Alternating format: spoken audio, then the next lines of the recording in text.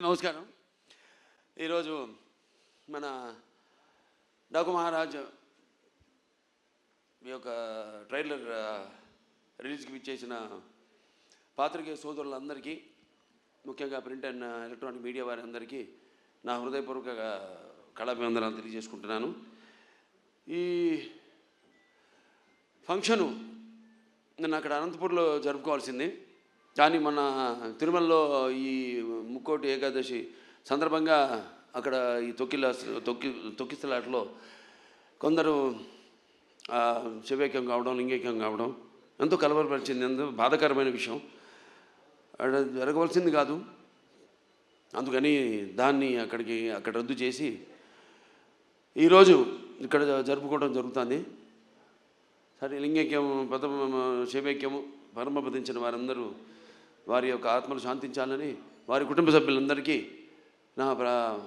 నా తరఫున, అలాగే మా సినిమా యూనిట్ తరఫున వారికి అందరికీ, మా కుటుంబాలకి మా ప్రగాఢ సానుభూతి తెలియజేసుకుంటున్నాం. ముఖ్యంగా అనంతపూర్ అంటేనే రాయలసీమ డైలాగ్ ఉంది ఇందులో. రాయలసీమ కా నామ్ సునా ఓ మేరా అడ్డా. ఎంతోమంది నిన్న ఎంతో ఆతురతగా ఎదురు చూస్తున్నారు ఈ ప్రోగ్రాం కోసం. ఎంతో వ్యయ ప్రయాసాలు కోర్చి ఎంతో దూరం నుంచి కూడా వాళ్ళు రావడం, ఆ పక్క కడప కానివ్వండి, కర్నూలు కానివ్వండి, ఒకటని కాదు, అటు చిత్తూరు కానివ్వండి, అనంతపూర్ కానివ్వండి, లేకపోతే మిగతా ప్రాంతాల నుంచి కానివ్వండి, ఇటు తెలంగాణ నుంచి కానీ అబ్బాయిని అందరూ తరలివచ్చారు అక్కడికి. పేరున వాళ్ళందరికీ, ముఖ్యంగా అక్కడ ఇంతవరకు మన రాష్ట్ర అధికారంలో ఉన్నప్పుడు తెలుగుదేశం మొదటిసారి రాష్ట్ర విభజన తర్వాత అక్కడ లైబ్రరీ చైర్మన్ సోదరుడు గౌస్ మొహిద్దీన్కి, అలాగే హెల్పింగ్ హ్యాండ్స్ అనంతపూర్ జగన్ గారికి, అలాగే శ్రీధర్ గారికి, అలాగే చిరంజీవి గారికి, మిగతా అందరూ నా కన్వీనర్స్ అంతా ఉన్నారు, సతీష్ తిలకు, శ్రీధర్ గారు, వాళ్ళందరూ కూడా అందరికీ వాళ్ళు నచ్చజెప్పి ఇలా ఎందుకు మనం చేయాల్సి వచ్చిందో వాళ్ళందరూ శాంతపరిచినందుకు, వాళ్ళ ఆవేశాన్ని చల్లబరిచినందుకు, ఎప్పుడూ ఒక క్రమశిక్షణ కలిగిన సైనికులు నా అభిమానులు. భావస్వరాన్ని జన్మాంతర సౌహృదాన్ని అంటారు. పోయిన జన్మలో ఎంతోమందితో పరిచయం ఉన్నా ఈ జన్మలో ఒకరిని దాన్ని పొందగలుగుతాం. కానీ ఎన్ని లక్షల, వేల లక్షల కోట్ల మంది అభిమానులు పొందడం అంటే అది నా పూర్వజన్మ సుకృతంగా, అది ఏ జన్మజన్మ అనుబంధమో, ఏ రుణానుబంధమో, ఏ విడలేని అనుబంధమో కదా అని నాకు అనిపిస్తూ ఉంటుంది. నేను ఈ జీవితంలో ఎంత పొందానంటే, ముందు నేను గొప్పగా చెప్పగలిగింది, ముందుగా నాకు ధన్యమైన జన్మనిచ్చి నన్ను మీ అందరి గుండెల్లో ఆయన ప్రతిరూపంగా నిలిపినందుకు దైవాంశ సంభూతులు, అలాగే విశ్వానికే విశ్వ నట రూపం ఎలా ఉంటుందో చూపించిన నా తండ్రి, నా గురువు, నా దైవం, కారణ జన్ముడు, విశ్వవిఖ్యాత నట సార్వభౌమ నటరత్న, తెలుగుదేశం పార్టీ వ్యవస్థాపకులు డాక్టర్ పద్మశ్రీ నందమూరి తారక రామారావు గారికి, మరి అది ఆ పుణ్య దంపతులు, మా అమ్మగారు బసవరామ తారకం గారి, డింబి బసవరామ తారకం గారి బిడ్డగా పుట్టినందుకు ఆ పుణ్య దంపతులకు, అలాగే ఆ కళమ్మ తల్లికి నా కృతజ్ఞతలు తెలియజేసుకుంటూ, ఇటువంటి అభిమానుల్ని నాకు ఇచ్చినందుకు ఆ దేవుడికి నా కృతజ్ఞతలు తెలియజేసుకుంటూ, ఇప్పుడు మన సినిమాకి వస్తే డాకు మహారాజ్ ఎన్నో వైవిధ్యమైన పాత్రలు చేసుకుంటూ వస్తున్నాను. నాన్నగారిలాగా ఆయన పౌరాణికాలు నటిస్తే పాత్రలు ప్రాణాలు పోసుకున్నాయి, ఆయన జానపదాలు చేస్తే సామాజ మనగణాలు అయ్యాయి. అలాగే ఇట్లా ప్రతి పాత్ర మన దేశంలోనే కాదు, ప్రపంచంలో చూస్తే ఎవరు అసలు చేయని పాత్రలు ఎన్నో చేసి ఆయన అటు ఒక నటనాచార్యుడిగా, అలాగే ప్రతి పాత్రలో అణువణువును నింపుకుని నటనకు ప్రాణం పోసిన ఒక నటధీశాలిగా, మరి అటు ఆయన చేసిన పాత్రలన్నీ చూసి కూడా అటు కళమ్మ తల్లి కళకళలాడింది, కన్నుల పండుగ చేసుకుంది, గలగల నవ్వింది. అలాగే ఆ వారసత్వాన్ని పుణికిపుచ్చుకుని ఎన్నో వైవిధ్యమైన పాత్రలు, పౌరాణికాలు కానివ్వండి, జానపదాలు కానివ్వండి, సాంఘికాలు కానివ్వండి, first Indian social fiction, science fiction Aditya 369 లాంటి సినిమా కానీ, ఒక భైరవ దీపం కానివ్వండి, ఇటువంటి ఎన్నో నేపథ్యాలు ఉన్న సినిమాలు అటు సాంఘికం, జానపదాలు, పౌరాణికాలు చేయడం జరిగింది. అలాగే ఇప్పుడు మన అఖండ అయితేనేమి, దాని తర్వాత వీరసింహారెడ్డి అయితేనేమి, తర్వాత నేలకొండ భగవంత్ కేసరి అయితేనేమి, ఇప్పుడు రేపు రాబోతున్న ఈ 12 విడుదల కాబోతున్న మన డాకు మహారాజ్ అయితేనేమి. ఇందాక చెప్పారు డైరెక్టర్ గారు, డాకు మహారాజ్ డిస్కషన్స్ అప్పుడు ఏదో ఒక లైన్ అనుకున్నాం, అది సరిగ్గా మాకు నేను కనెక్ట్ కాలేకపోతున్నాను. దానికి ఏదో ఒక పాత కథలాగా అనిపించింది. మళ్ళీ ఎందుకంటే ఆల్వేస్ రీసెర్చ్, ఎప్పుడు నా మీద నేను రీసెర్చ్ చేసుకుంటున్నా, అభిమానులు ఏం కోరుకుంటున్నారు నా నుంచి. అలాగే ఒక నేలకొండ భగవద్గీతలో ఒక ఇన్స్పెక్టర్ క్యారెక్టర్ని నేను చెప్పడం జరిగింది. దాన్ని అంతకుముందు ఆ పాత్ర లేదు. అలా దాన్ని బ్రహ్మాండంగా మలిచారు డైరెక్టర్ అయితేనేమి, ఆ రచయితలు అయితేనేమి. అలాగే ఈ సినిమాలో కూడా ఆదిత్య 369లో శ్రీకృష్ణదేవరాయల మారువేషంలో వచ్చి కృష్ణకుమార్ని కాపాడడం, అది అలా ఉండిపోయింది. ఫ్యాన్స్ అందరి గుండెల్లో కూడా ఉండిపోయింది ఆ పాత్ర. అటువంటి పాత్రలో కనిపిస్తే నేను బాగుంటుంది, సినిమా ఫుల్ లెంత్ కనపడితే బాగుంటుంది అనుకున్నారు. సో దాన్ని నేను వ్యక్తపరచడం జరిగింది. ఏమండి, మన ఫ్యాన్స్ ఉన్నారు, ముందు వాళ్ళని డిసప్పాయింట్ చేయకూడదు మనం. నాన్నగారు ఒక సర్దార్ పాపారాయుడు అయితేనేమి, అటువంటి ఒక గెటప్లో మనకు కనిపిస్తే బాగుంటుంది అని అనుకున్నాం. అక్కడి నుంచి స్టార్ట్ అయింది కథ ప్రయాణం, మా ప్రయాణం. దాంట్లో మరి ఎటువంటి సమస్యను మా ప్రతి సినిమాలో మహిళలకైతేనేమి, వినాశ్రయం జననం నాస్తి, వినాశ్రయం గమనం నాస్తి, వినాశ్రయం జీవం నాస్తి, వినాశ్రయం సృష్టి రేవ నాస్తి. ప్రతి సినిమాలో కూడా మహిళలకు ఒక ప్రత్యేకమైన ఇంపార్టెన్స్ ఉంటుంది. అలాగే ఏదో ఒక సందేశం, మంచి సందేశం ఇవ్వాలి మనం అన్నప్పుడు దాన్ని మనం చూస్తారు సినిమాలో. మొత్తం చెప్పేస్తే ఎలా, రేపు ఏ సమస్యను మేము తీసుకున్నాం, అసలు దాని మీద మన తెలుగు వాళ్ళ గొప్పతనం ఏంటి అన్నది కూడా ఈ సినిమా ద్వారా చెప్పడం జరిగింది. ఇలా ఒక కథను బ్రహ్మాండంగా మళ్ళీ డైరెక్టర్ గారు దాన్ని కన్సీవ్ చేసుకుని, మళ్ళీ ఆయన టీము మోహన్ కృష్ణ గారు అంతా ఉన్నారు, అందరు కలిసి ఒక బ్రహ్మాండంగా ఉన్న కథగా దాన్ని రూపొందించారు. అదే మన డాకు మహారాజ్. టైటిల్ వచ్చేసరికి మన డాకు మహారాజ్ అంటే ఎలా ఉంటుంది అన్నది ఒక చిన్న అనుమానం ఉండేది. దాన్ని కూడా బాగా జాగ్రత్తగా ప్లాన్ చేసి, ఇప్పుడు ఎలాగైతే మేము ముందు టీజర్ రిలీజ్ చేసాం, టీజర్లో ఏం చెప్పాలా, కొంచెం చప్పగా ఉందనుకున్నారు. తర్వాత ట్రైలర్ రిలీజ్ చేసాం, మొదటి ట్రైలర్ పర్లేదన్నారు. ఇప్పుడు విడుదల చేస్తాం ఈరోజు అసలైన ట్రైలర్. అంటే ఏదైతే అభిమానులు కోరుకుంటారో, అభిమానులే కాదు, ఏదైతే జనం బాలకృష్ణ నుంచి కోరుకుంటారో మొత్తం అంతా పొందుపరిచి ఈ ట్రైలర్ని రిలీజ్ చేయడం జరిగింది. ఇవాళ అద్భుతమైన స్పందన వస్తుంది. సో ఒక సినిమా అంటే కేవలం ఎంతోమంది నటీనటులున్నారు ఇక్కడ.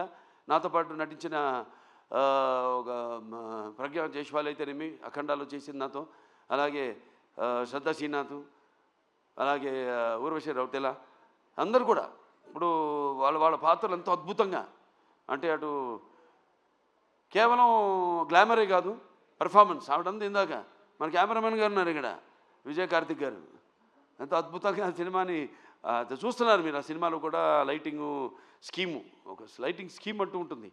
దాన్ని ఎలా అద్భుతంగా మేము చేసే సన్నివేశాలకి ఇంకా జీవం పోసి, ప్రాణం పోసి ఎంతో అద్భుతంగా వాటిని ప్రజెంట్ చేశారు. డైరెక్టర్ అండ్ కెమెరామెన్ నా దృష్టిలో ఒక భార్యాభర్తలు అంటాడు. అంటే ప్రభుత్వం లాగానే, ప్రభుత్వం ఏముంటుంది, ఎన్నో స్కీమ్స్ అనుకుంటుంది, కానీ దాన్ని ఇంప్లిమెంట్ చేసేది ఎవరు? బ్యూరోక్రాట్స్. సో వాళ్ళని మనం పొందాలి ముందు, మనం వాళ్ళ ద్వారా మనం ప్రజలకి వాళ్ళ అవసరాలు తీర్చాలి మనం. అలాగే ఒక డైరెక్టర్ తను ఏం కన్సీవ్ చేసుకుంటాడు, దాన్ని ఎంతో అద్భుతంగా స్క్రీన్ మీద సన్నివేశాన్ని బట్టి అద్భుతంగా తెరకెక్కించాడు మా కెమెరామెన్ విజయ్ కార్తిక్ గారు. అలాగే ఇక మా తమన్ గారు ఉన్నారు, ఇక ఆయన గురించి చెప్పక్కర్లా.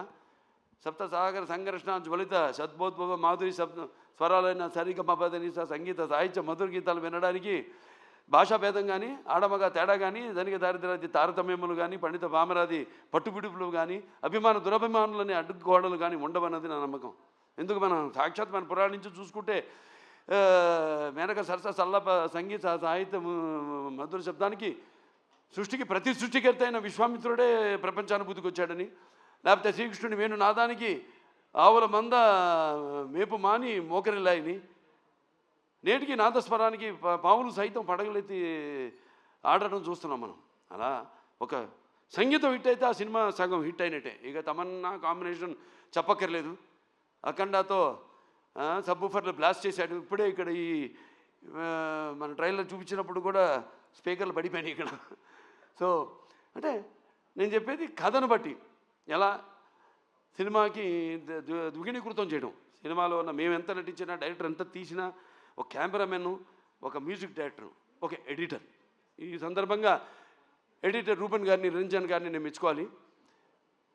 అద్భుతంగా చేశారు వాళ్ళు, చాలా అద్భుతంగా. ఎందుకంటే ఈ సినిమా అనేది వీళ్ళ ముగ్గురు చేతుల్లో ఉంటుంది. మనం చేసిన తప్పులు అయితేనేమి, లేకపోతే మనం యాక్టింగ్లో తీసిన విధానంలో అయితేనేమి, లేకపోతే చేసిన విధానంలో అయితేనేమి, ఏమి కొన్ని కొన్ని చిన్న చిన్న లోటుపాట్లు ఉన్నా అవన్నీ కవర్ చేసేది వీళ్ళు ముగ్గురే. అద్భుతంగా చేశారు వాళ్ళు. వాళ్ళకి అప్పగించిన పనులు వాళ్ళు అద్భుతంగా న్యాయం చేశారు వాటికి. అలాగే ఇక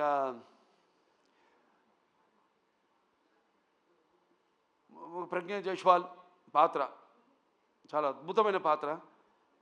ఏదైతే ఆవిడకి ఉందో ఇమేజ్, మా కాంబినేషన్లో ఏదైతే ఉందో, ఆవిడ అన్ని పాత్రలకి సరిపోతాను నేను అంట్లా. కాకపోతే మా కాంబినేషన్ ఒక గౌరవం ఉంది, మా ఇద్దరి కాంబినేషన్కి ఒక ప్రత్యేకమైన స్థానం ఉంది. మేము కనబడితే ఒక హుందాతనం, ఒక ఆరాధనా భావం కలుగుతుంది ప్రజల్లో. దాన్ని మేము అలా ఇక్కడ దాన్ని ఆ పాత్ర అలా వచ్చింది. ఆ పాత్రకి ఎవరు బాగుంటారని అనుకున్నప్పుడు వెంటనే డైరెక్టర్ గారితో, మన నాగవంశీ గారితో చర్చించడం జరిగింది. వెంటనే ఆవిడ అంగీకరించడం, నమ్మకం, నా మీద నమ్మకం.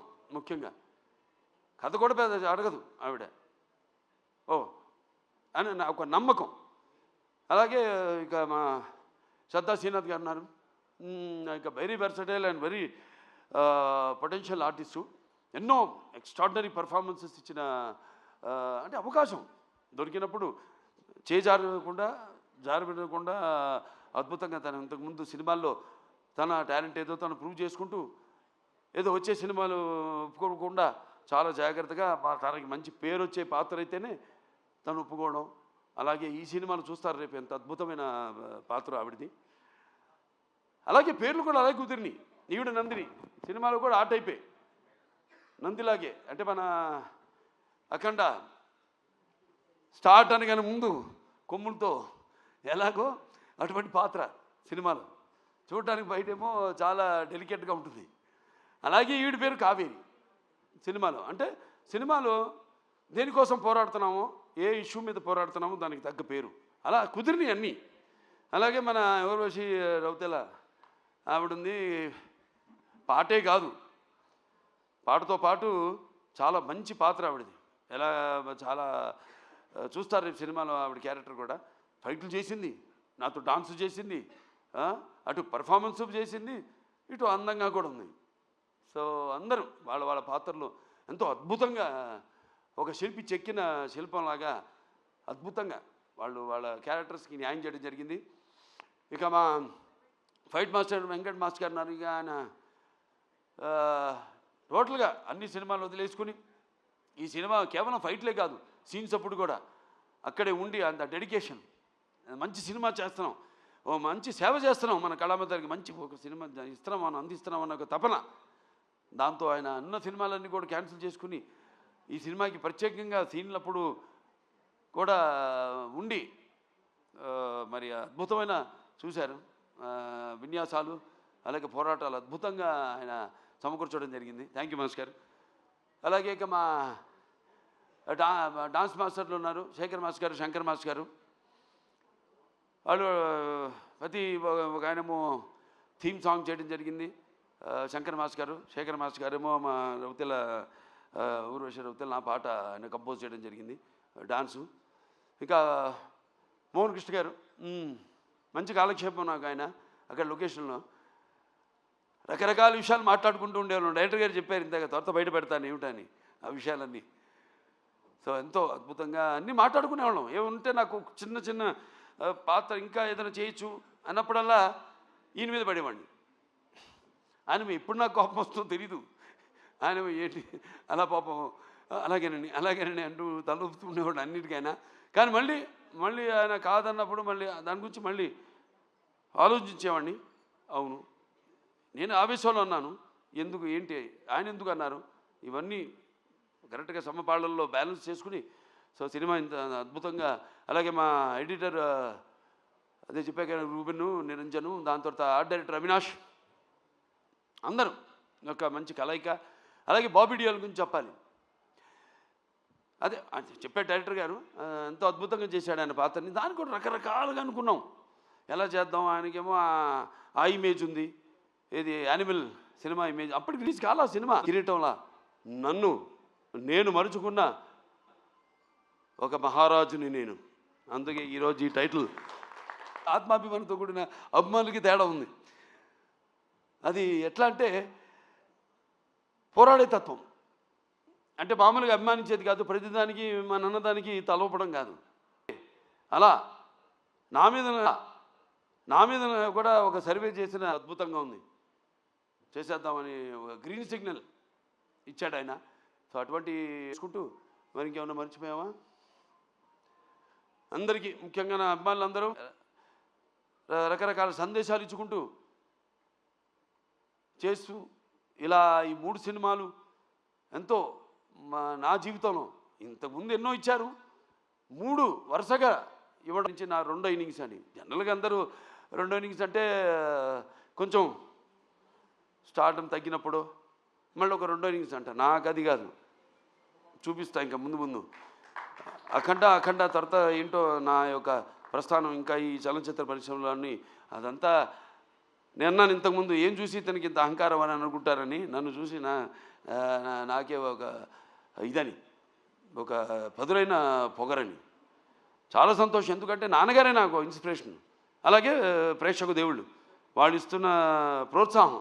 ఒక సినిమా పూర్తి చేసుకుని ఆ సినిమా ఎలా ఆడుతుందా అని నిద్రాహారాలు మానేసి దానికోసం ఎదురు చూస్తున్నప్పుడు ఆ సినిమా విజయవంతం చేసి మా వెన్ను తట్టి ఇలాంటి సినిమాలు ఇంకా ఇవ్వండి అని మనల్ని ప్రోత్సహిస్తున్న ఈ ప్రేక్షక దేవుళ్లకు నేను ఎంతో రుణపడి ఉన్నాను. నా అభిమానులకు, నేను చేస్తున్న ఏదో ఈ క్యాన్సర్ హాస్పిటల్ ద్వారానో లేకపోతే ఒక హిందూపూర్ ప్రజాప్రతినిధిగాను ఎమ్మెల్యేగాను నేను కాకుండా ఒక కళాకారుడిగా కూడా నేను చేస్తున్న దానికి ఇన్స్పైర్ అయ్యి ఆదర్శంగా తీసుకుని ఎంతోమంది అభిమానులు కూడా వాళ్ళు ఎన్నో సాంఘిక సంక్షేమ కార్యక్రమాలు చేపడుతున్నారు. నాకు గర్వంగా ఉంది మీరంతా నా అభిమానులు అయినందుకు. సో మరొకసారి ఈ సినిమా 12 విడుదల కాబోతుంది సంక్రాంతి సందర్భంగా. సంక్రాంతి అంటే ఇది ముఖ్యంగా మన అచ్చమైన తెలుగు పండగ. దాని తర్వాత మనకి ముందు ఉగాది, అది చూపించేశాను శాతకర్ణిలో ఏంటో ఉగాది అంటే ఏంటో మన కాలమాన పట్టిక ఇచ్చిన మహానుభావుడు శాతకర్ణి. అది చేయడం నా అదృష్టం. మళ్ళీ సంక్రాంతి నా పండగ కావడం అంటే నా ప్రతి సినిమా ఏదైతే సంక్రాంతికి విడుదలైందో అయినాయో అన్నీ కూడా ఘన విజయం సాధించిన సినిమాలే. మళ్ళీ వస్తున్నాడు ఈ సంక్రాంతికి డాకు మహారాజ్. సో మీ అందరూ కూడా ముఖ్యంగా ఇది రైతుల పండుగ. రైతులందరూ కూడా మరి వాళ్ళు కష్టపడిన సంవత్సరం అంతా కష్టపడి దుక్కు దున్ని నీరు పోసి నార పోసి నీరు విత్తనాలు నాటి అలాగే నీరు పోసి అలాగే పంటకు వచ్చాక వాటిలను మళ్ళీ బస్తాలకి నింపి బండ్లకి ఎక్కించి వాళ్ళ జేబులు వాళ్ళ కష్టంకి ఫలితమే నిండి ఎంతో ఉత్సాహంగా జరుపుకునే పండుగ మన అచ్చమైన సంక్రాంతి పండుగ. అలాగే ఈ గొబ్బెమ్మలతో ఈ భోగి మంటల వెచ్చతనంతో అలాగే హరిదాసుల కీర్తనలతో అలాగే పిండి వంటలతో కొత్త బట్టలతో అల్లుళ్ళు అత్తగారింటికి వచ్చే ఈ పండగ మన సంక్రాంతి పండగ. సో అందరూ కూడా మరొకసారి నా సంక్రాంతి శుభాకాంక్షలు తెలియజేసుకుంటూ సో ఈ సినిమా తప్పకుండా ఇప్పుడు చూశారు టీజర్ అంచెలంచెలుగా ఎలా ఇచ్చాను మేము ప్లాన్ చేసాం. ఎందుకంటే సినిమా అనేది ఎప్పుడు ఒక గుప్పిడి మూసి ఉన్నంత వరకే, ఒకసారి తెరిస్తే సో దాన్ని అంచెలంచెలుగా ఇంకా 2 రోజులే విడుదల కావడానికి సినిమా. సో ఇవాళ అసలైన టీజర్ వదిలేము, ట్రైలర్ వదిలేము, అసలైన ట్రైలర్ వదిలేము. సో అందరూ కూడా తప్పకుండా మీరు ఏం ఊహించుకుంటారో అంతకంటే మించే ఉంటుంది ఈ సినిమాని మీ అందరికి తెలియజేసుకుంటూ ఇలాగే నా చిన్నల్లుడు శ్రీభరత్, అలాగే నేను చిన్నమ్మాయి మా తుకుమల్లి తేజస్విని, వాళ్ళు కూడా ఈ సినిమాలో వాళ్ళ వంతు మన అన్స్టాపబుల్ కూడా తను తేజస్విని క్రియేటివ్ కన్సల్టెంట్గా చేసి ఎన్నో షోలు ఇవన్నీ చూసి వాటి మీద మేము చర్చించుకుని ఎలా ఉంటే బాగుంటుంది. అందుకే వాళ్ళ ఆ షో కూడా ఇవాళ ప్రపంచం మన దేశంలోనే నంబర్ 1 స్థానంలో నిలిచిందంటే అన్ని షోలని అధిగమించి, అలాగే దేశంలోనే 18వ స్థానంలో ఉందంటే మనందరి కృషి ఫలితమే అన్స్టాపబుల్ కూడా. సో ఇక్కడి నుంచి నేను చెప్పినట్టు గాడ్ ఆఫ్ మాసెస్ బాలకృష్ణ గారు మరొకసారి ఈరోజు ఈ కార్యక్రమానికి విచ్చేసినటువంటి మీ అందరికీ కూడా హృదయపు పంచేటువంటి దేవుడిది కాదు, చీకటిని శాసించే రాక్షసులది కాదు, రాక్షసుల్ని ఆడించేటువంటి రావణాసురుడిది కాదు, అలాగే రాజ్యం లేకుండా పోరాడినటువంటి ఆ రాజుది గండ్ర గొడ్డలి పరాజ్. 12వ తారీఖున థియేటర్స్లో కలుస్తున్నాము. Book your tickets now. శుభరాత్రి, ధన్యవాదాలు, థ్యాంక్ యూ సో మచ్.